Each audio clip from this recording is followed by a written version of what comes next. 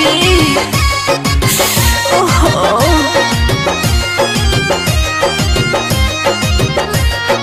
अरे हटो ना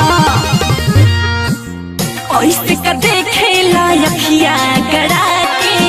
कौन मजा मिले ला मुँह में धरा के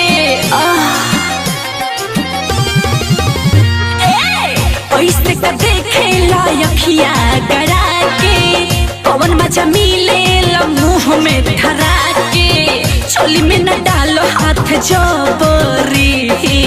अरे मायरी हाँ चोली में न डालो हाथ जबरी लहू के लची कौन डहक उठेला जब घरी भीतर से जाला मन बिगड़ उठेला जब घरी सचो में का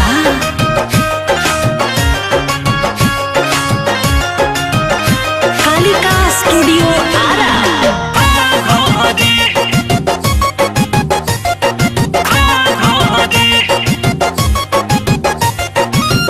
अधवे दिखाईनी त हो खता बेचैनी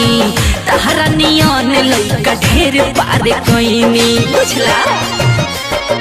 सुनो घर से मिजाज हम बना के आइल बानी बिना सधवले न छोड़ब जवानी ऐसन का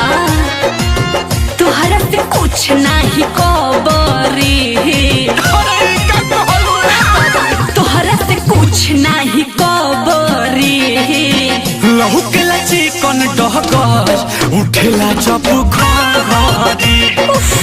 भीतर से जाला मन बिगड़ उठेला जब घरी Don't touch me.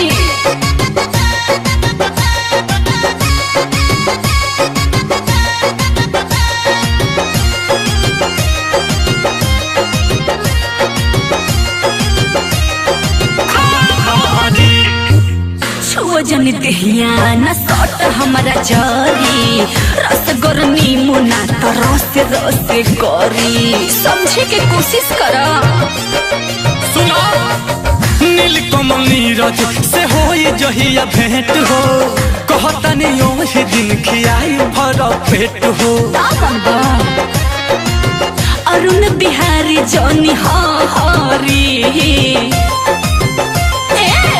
Arun Bihari जोनी हरी लहू के लची कौन डहकर उठेला जब घरी भीतर से जाला मन बिगड़ उठेला जब घरी ऐसे का देखे लायकिया गड़ा के कौन मजा मिले ला मुँह में धरा के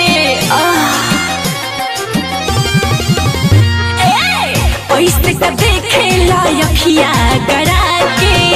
कौन मजा मिले ला मुँह में धरा के चोली में न डालो हाथ जबरी अरे मायरी हाँ चोली में न डालो हाथ जबरी लहू के लची कौन डहकर उठेला जब घरी भीतर से जाला मन बिगड़ उठेला जब घरी सचो में का